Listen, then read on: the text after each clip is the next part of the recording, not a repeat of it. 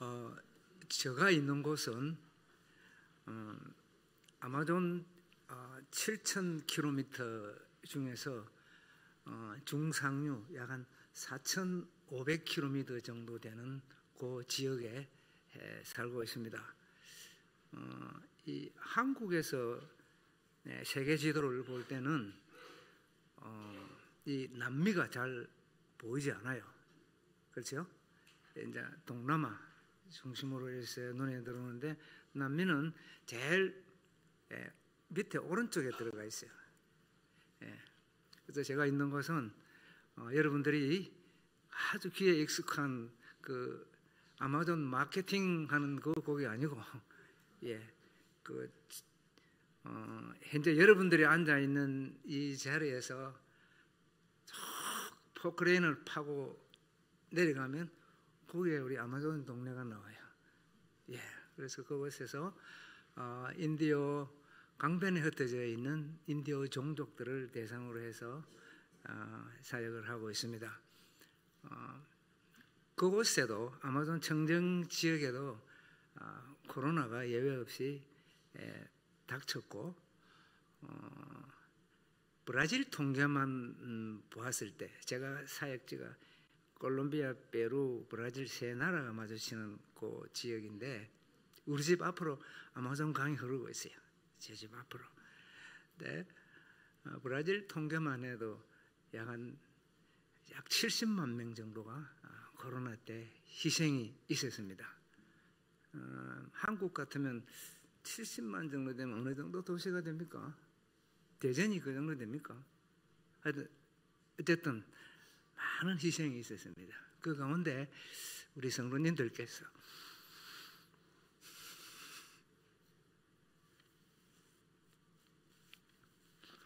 기도해 주셔서 제가 이렇게 건강하게 저희들 가족이 현장에서 잘 사역을 잘 감당할 수 있었습니다. 이 자리를 빌려서 감사의 말씀을 드립니다. 팬데믹 이후에 있었던 여러 가지 사역의 내용들은 제가 잠시 설교를 마치고 난 다음에 제 아내가 거기에 대한 내용들을 좀 더 자세하게 여러분들에게 보고를 드리고 또 기도의 제목을 함께 나눌까 생각합니다. 오늘 본문은 이스라엘 백성들이 애굽을 나와서 하나님과의 새로운 관계를 맺고 약 400여 년 전에 아브라함과 이삭과 그리고 야곱에게 하나님께서 직접 약속하시고 지시하신 그 땅, 가나안 땅을 향해서 이스라엘 백성들이 나아가는 그 장면을 기록한 거예요. 그죠? 근데 저는 굉장히 궁금해요. 그 많은 이스라엘 백성들이 어떻게 그 광야길을 통과했을까? 지금처럼 GPS가 준비가 되어 있는 것도 아니었고, 그야말로 사막의 길, 그 광야길을 걸어갔는데, 그리고 거기 나왔던 사람들이 보면은 불과 1년 전까지만 해도 길들여 있지 않는 노예의 삶을 살아갔던 그런 사람들이 있어요. 그렇지 않습니까? 그런데 그 사람들이 어떻게 그 광야길을 통과했을까? 그것도 남자만 한 60만 명 이렇게 했거든요. 다 지파별로 전부 계수를 했을 때 60만, 약 3,550명이라고 그렇게 기록해서 그게는 20세 이하와 아이들과 여자들은 그 계수가 안 된 거예요.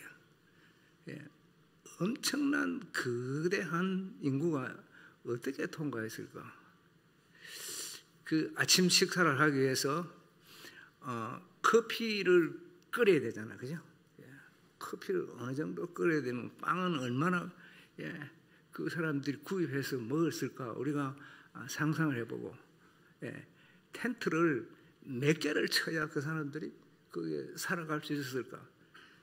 여러분, 오늘날 같이 이렇게 잘 발달된 이런 이 시기에도 꼴랑 4만 명입니까? 뭐 잼브리 대회 할 때, 그죠? 꼴랑 4만 명 가지고 이리 난리 벚꽃대회를 쳤는데, 예.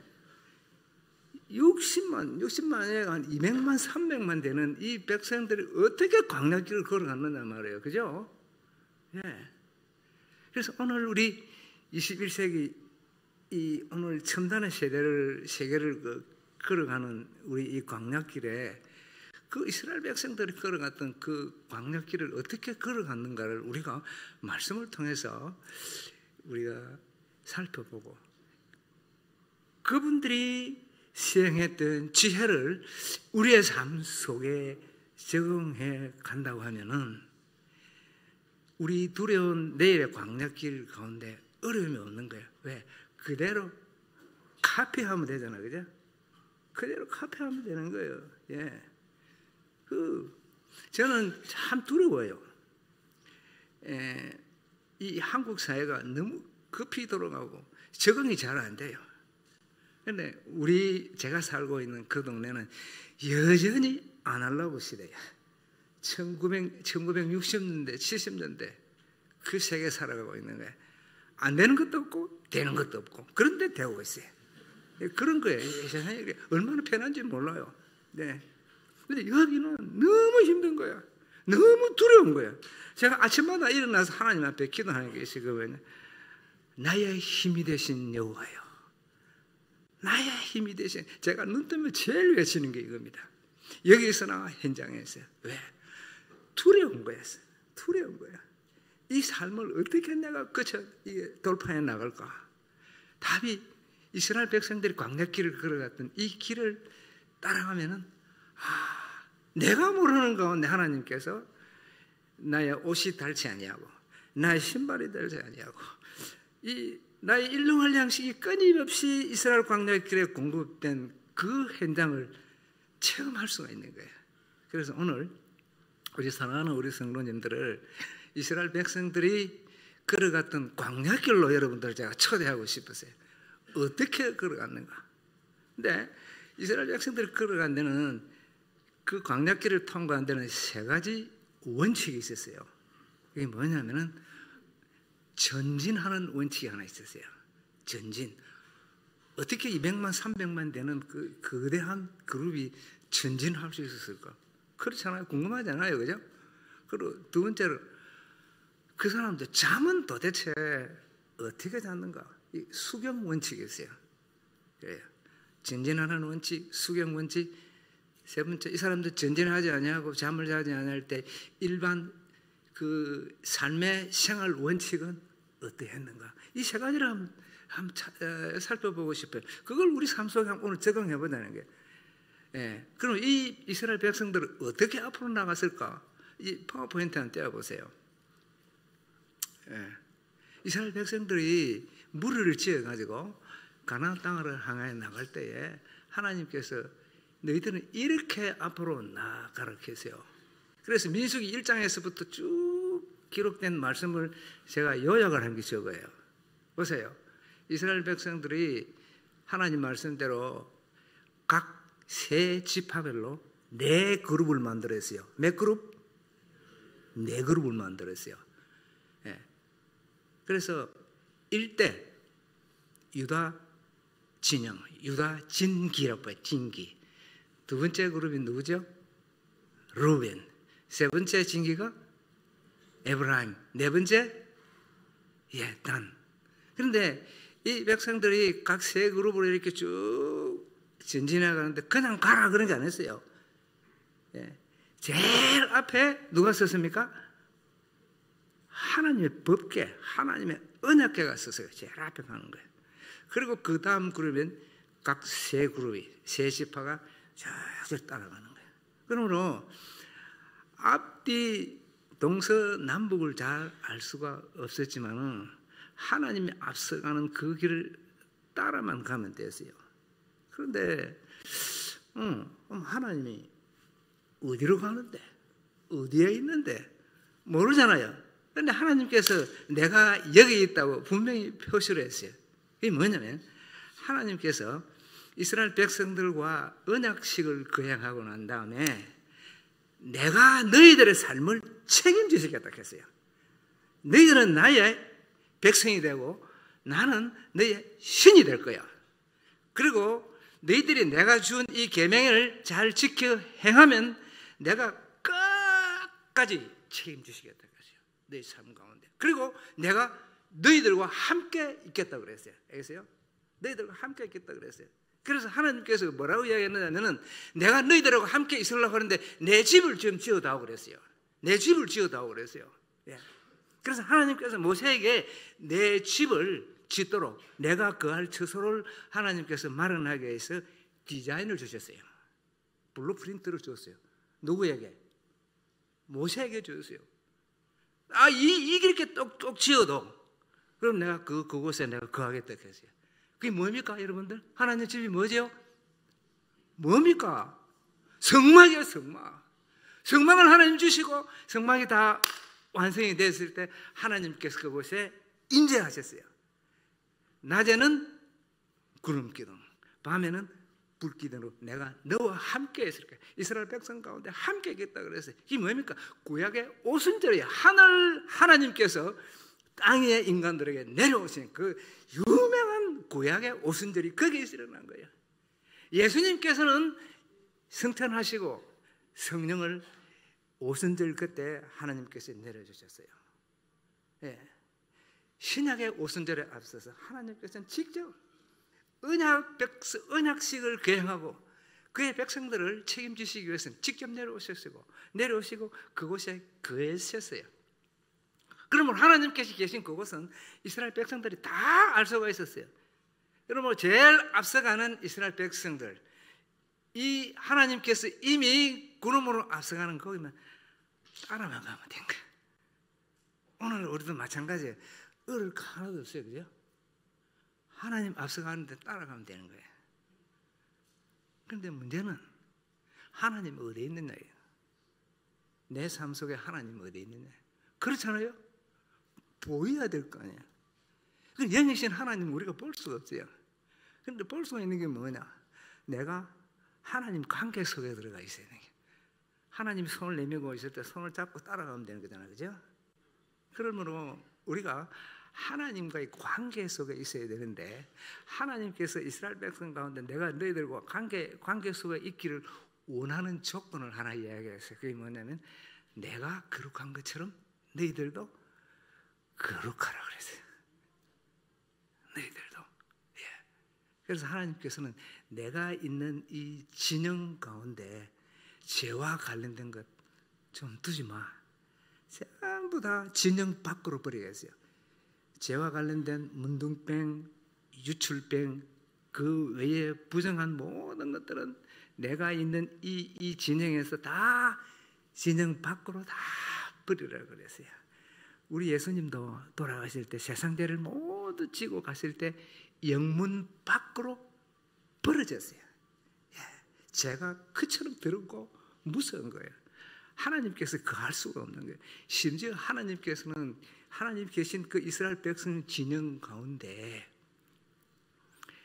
대변도 요 안에 있지 말라 그랬어요. 신명기 23장에 보게 되면요, 그렇게 기록이 되어 있어요. 대변도 너희들 진영 밖에 가서 놓고 부사업으로 덮으라 그랬어요. 그리고 너희들 진영 가운데 창기와 그리고 남창과 더러운 것 두지 말라 그랬어요. 뿐만 아니고 개같이 버린 돈을 내 앞으로 가져오지 마라 그랬어요. 왜? 내가 거룩하니까. 내가 너희들과 그 관계 속에 있기를 원한다. 그럼 하나님께서는 그러한 삶을 살아가기를, 그러한 거룩한 진영 속에 살아가기를 이스라엘 백성들이 원했던 거예요. 왜? 바로 인도하기 위해서 그런 거예요. 우리 사랑하는 우리 서울중앙교회 성도님 여러분들, 여러분들의 삶의 진영은 어떠한지요? 하나님을 모실 수 있는 그러한 깨끗한, 정직한, 거룩한 삶의 진영을 구축하고 계십니까? 한번 살펴볼 수 있기를 바랍니다. 여러분들 가정은 어떠하십니까? 여러분들 삶의, 여러분들 사업체 현장은 어떠하세요? 여러분들 그 인간관계 속에 여러분 어떠합니까? 네. 요셉의 일생을 보게 되면요, 놀라운 일들이 많아요. 우리가 생각할 때는 요셉의 삶이 얼마나 힘듭니까? 청소년 때 팔렸잖아요. 그것도 자기 형들에게 팔렸거든요. 근데 노예로 그것도 팔린 거예요. 근데 노예의 삶을 살아가고 있는데 자기 상사의 부인이 맨날 와서 유혹을 하는 거예요. 언어가 됐겠어요? 그렇잖아요. 문화가 다르잖아요. 여기 한국에 사니까 여러분 잘 모르실 거예요. 저는 요셉을 보면은요, 예, 그렇잖아요. 자기 형들하고 만났을 때 커뮤니케이션이 안 됐잖아요. 예, 그 다른 문화 속에 살면서 얼마나 요셉의 삶이 힘들었겠어요. 그런데 한 번도 힘들다 이야기는 안 하거든요. 근데 마지막 순간에 그 아내가 결정적인 순간을 다 만들어 놨잖아요.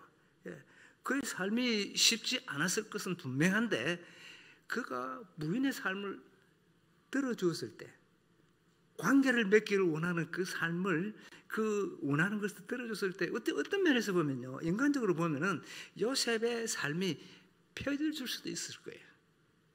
예, 가장 고난의 시점이, 제가 볼 때는 가장 어려운 시점이 요셉의 시점이 그 시점이었다고 저는 생각해요. 그런데 요셉의 고백을 보면 그래요. 내가 어찌 하나님 앞에서 내가 범죄하리오는 거예요. 거기서 그걸 넘긴 거예요. 예, 그 고비를 넘겼을 때 하나님께서 그 요셉을 들어서 사용하신 거예요. 그러니까 요셉이 어떠한 그런 고백이 있었을까? 저는 그렇게 생각을 해요. 하나님과의 거룩한 그 관계 속에서 그 영적인 힘이 나온 거예요. 그렇지 않으면 일시에 그렇게 나온다. No way. 절대로 그럴 수가 없는 거예요. 우리 사랑하는 성도님들, 하나님과의 깊은 관계 속에서 우리의 강락길을 걸어갈 때 먼저 내 삶의 자리를 살펴보셔야 돼요. 더러운 똥냄새 나는 거 없는지 다 치워야 돼요, 여러분들. 나부터 그래요, 나부터. 우리 신학생들 앞에서 정확하게 하나님의 말씀으로 가르치려면 제가 하나님 앞에서 떳떳해야 됩니다. 예, 바른 말을 할 수가 있어야 돼요. 그래서 우리 삶의 자리를 다시 한번 살펴보고 우리의 강락길을 향해서 전진할 수 있기를 주님의 이름으로 축원합니다. 예, 두 번째 원칙이 있어요. 그게 뭐냐면은, 두 번째 그 파워포인트 띄워주실래요? 이 그림을 보시게 되면은 이스라엘 백성들이 어떻게 잠을 잤느냐. 저 그림을 보실 때 여러분들이 조금 느낌이 있어야 됩니다. 저 그림을 보시고 제가 말씀드릴 게 다 저 속에 다 들어있어요. 그림 속에. 여러분 보시면 그래요. 이 네 진기가 중심에 뭐가 있죠? 성막이 있는 거예요. 이 이스라엘 백성들은 성막 중심의 삶을 살았던 것을, 전진할 때에 쉼을 이루고 있을 때에 성막 중심의 삶을 살았던 것을 알 수가 있어요. 이 말은 다시 말해서 오늘날 이 우리들에게 교회 중심의 삶을 살아가야 된다. 이 강락길을 살아갈 때에 예배 중심의 삶을 살아가야 될 것을 우리에게 말씀해 주고 계시는 것이에요. 아멘. 예. 우리가 이 강락길을 살아가더라도 우리의 가치관 속에서는, 우리의 삶의 방향 속에서는 예배가 뭐가 돼야 된다? 제일 넘버원 프라이어리티를 가지고 살아가야 된다는 것을 우리가 말씀해 주고 있어요. 그런데 우리가 많은 경우에 예배를 이야기할 때에 오늘 이 자리에 앉아 있는 이 자체가 예배가 아니냐라고 생각하는 분들이 간혹 있어요. 예, 맞아요. 근데 이 오늘날 하나님 앞에 나와서 드리는 이 예배는 여러분들이 삶의 현장에서 하나님과의 교제와 하나님께서 베풀어 주신 그 은혜의 열매들을 가지고 나와서 함께 하나님께 영광을 올려드리고 찬양을 드리는 게 예배의 일부분이에요. 실제로 여러분들의 삶의 현장이 바로 예배의 현장인 것입니다. 이거 말씀이 우리에게 가르쳐주고 있어요. 하나님께서는 이스라엘 백성들에게 너희들은 이렇게 하나님 앞에 나와서 내 앞에 나올 때 이렇게 예배를 드리라, 제사를 드리라고 한 게 있어요. 그게 어디냐면 레위기예요. 레위기. 이 레위기는 아주 이 레위기는 구약의 가장 핵심 성경이에요. 구약을 전부 요약한다 그러면 이 레위기가 돼요. 근데 하나님께서 너희가 어떻게 나를 만나고 예배를 드릴 것인가에 대한 것을 쭉 이야기를 해놨어요. 거기 특별히 첫 장에 보시게 되면 이렇게 돼서 너희들은 내 앞에 제사를 드릴 때에 가축 중에서 가축의 우리에서 흠 없는 것을 가져다가, 예? 그죠? 흠 없는 것을 가져다가 내 앞에 와서 이 성막에 와서 그 동물에게 제사를 드릴 사람이 안수하고 그가 죽이는 거예요. 죽여서 제사장이 피를 받아서 제단에 뿌리고 껍데기를 벗기고 각을 내서 하나님 앞에 온전히 올려드리는 그것이 하나님의 가장 오리지널 제사법이었어요. 근데 실제로 우리가 이 제사 프로세스를 보게 되면은 이 제사의 시작은 어디에서부터 시작이 되느냐 하면은 하나님 앞에 나온 성전 성막 그곳이 아니고 양의 우리에서 그 흠 없는 양을 고르고 시작하는 그때부터 바로 예배가 시작이 되는 거예요. 거기에 흠이 있는 놈은 절대로 하나님 앞에 못 가지고 들어가세요. 제사장이 성막에 들어올 때에 흠이 있는 놈, 눈이 이상한 아이 또는 다리를 저는 아이, 빼빼 마른 놈은 이거는 하나님 앞에 못 들었어요. 여러분. 다 필터링 다 했어요. 예.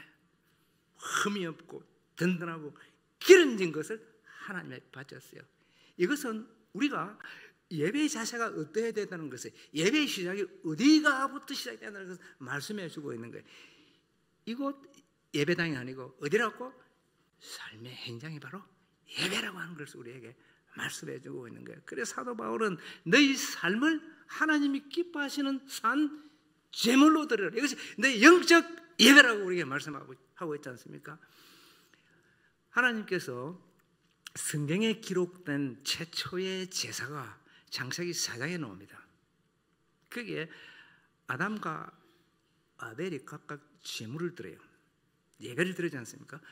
가인은 곡식을 가지고 아벨은 양의 첫 새끼로 하나님 앞에 제사를 드리는데 하나님은 가인의 제물은 받지 아니하였어요. 아벨의 제물은 받으셨어요. 왜 그랬을까요? 왜 그랬을까요? 제물에 문제가 있는가? No. 가인이 곡식을 드렸는데 하나님은 식물성 단백질은 좋아하지 않으시는 분인가? 고기만 좋아하시는 하나님이신가? 그래서 하나님이 안 받으신가 예배를? 그런데 여러분들 가서 찾아보세요.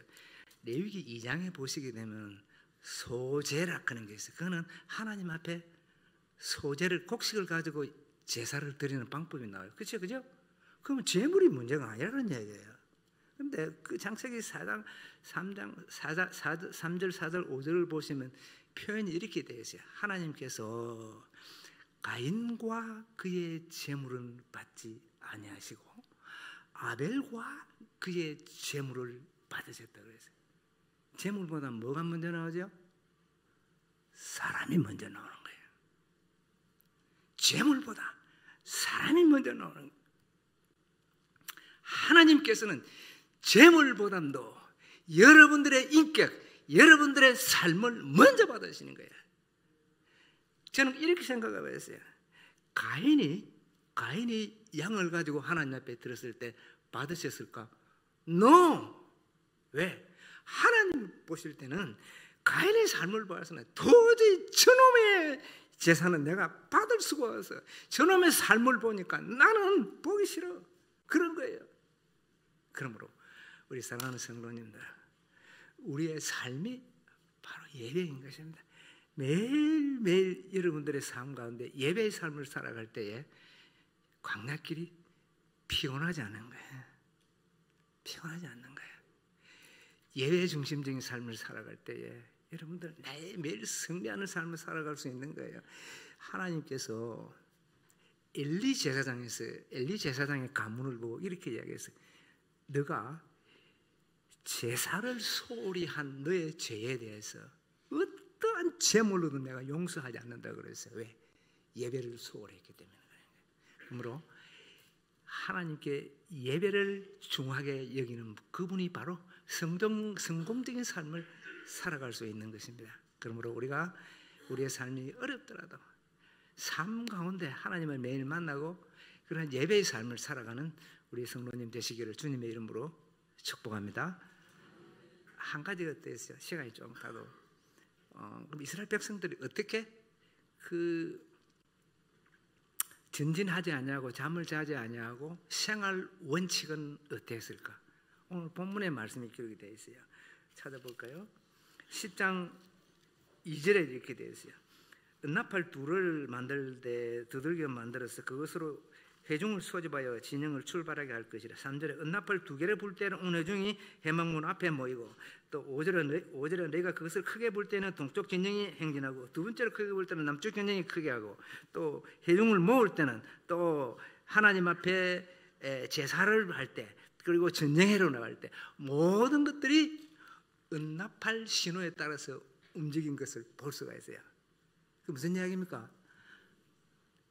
들었어. 그쵸? 나팔 소리를 듣고 우리가 출발해야 되는구나. 그러므로 우리 사랑하는 성도님들, 제가 여러분들에게 부탁을 드리고 싶은 것은 그래요. 여러분들 가정에도 은나팔을 만들었으면 좋겠어요. 몇 개를? 두 개. 은나팔 2개를 만드세요. 하나는 내 가정에, 하나는 오피스에, 아니면 가방에 넣고 다니세요. 은나팔이 뭡니까? 오늘날 우리 이미 하나님께서 우리에게 주신 하나님의 말씀이에요. 다 가지고 있어요, 여러분들. 이거 잘 활용하셔야 돼요. 근데 이게 무기인데, 영적 전쟁의 무기인데 활용을 안 하시는 거예요.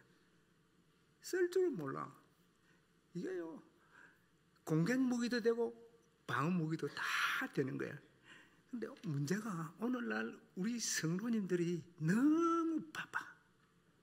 이 세상에 쓸데없는 온갖 더러운 홍수가, 복잡한 홍수, 별로 영양가 없는 홍수 정보가 얼마나 많은지 몰라요. 그걸 다 이 목에 차도록까지 다 채우고 있는 거예요. 말씀이 들어갈 공간이 없어요. 여러분 안 그렇죠, 그죠? 이거 좀 드러내야 돼.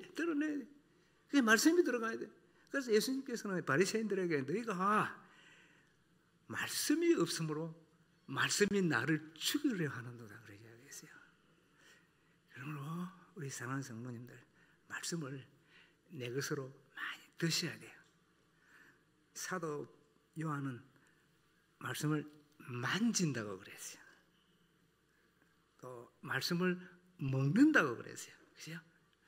그래. 또 오늘 이 말씀에는 말씀을 들어서 내 것으로 만드는 거예요. 기생라합이 말씀을 들어서 그가 믿음이 생겼고 구원을 얻었지 않습니까? 그러므로 우리 하나님께서 이미 우리에게 이곳에 GPS 내비게이션을 다 주셨어요. 하나님께서 가라 하면은 가면 돼. 너 쓰다바람 되고 돌아가면 되는 거예요. 사랑하는 성도님들. 근데 많은 경우에 이 말씀을 바꾸는 경우가 있어요. 말씀이 한 대로 그대로 순종해야 그것이 능력이 나오는데 말씀을 내 마음대로 바꿔버리는 거예요. 그게 짝퉁복음이 되는 거예요. 짝퉁복음이 유상복음이 되는 거예요. 그게 아니에요. 하나님께서 주신 그대로 순종하고 나갈 때에 그것에 우리는 우리의 강약기를 통과할 수 있는 것입니다. 이 하나님의 말씀을 매일 먹고 이 무기를 잘 활용할 수 있기를 주님의 이름으로 축복합니다. 우리 강약길은 쉽지 않지 않습니까? 늘 하나님과 교제하면서 조명하면서 또 우리가 예배자의 삶을 우리 현장 속에 살아가면서 또 주신 말씀을 순종함으로 우리가 승리하는 삶, 또 21세기 광야길을 통과할 수 있기를 주님의 이름으로 축복합니다. 아멘. 잠시 기도하겠습니다. 우리 하나님, 말씀 주셔서 감사합니다. 이 말씀을 담고 우리의 삶 속에 적용하면서 하나님께는 영광이요 또 하나님의 귀한 뜻을 이 땅에 실현해 나가는 우리 귀한 믿음의 백성들, 언약 백성들의 삶이 되게 도와주옵소서. 예수님의 이름으로 기도하옵나이다.